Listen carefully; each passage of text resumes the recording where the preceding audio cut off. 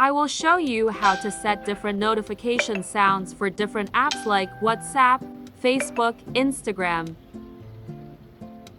Open Settings.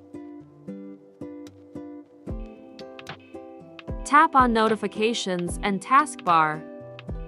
Click on the app whose notification sound you want to change. You can use different notification sounds for messages, videos, and notifications if you want. Tap Sound. Select a sound of your choice.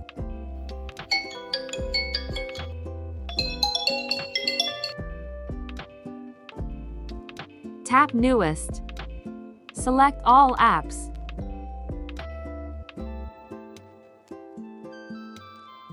Select the app.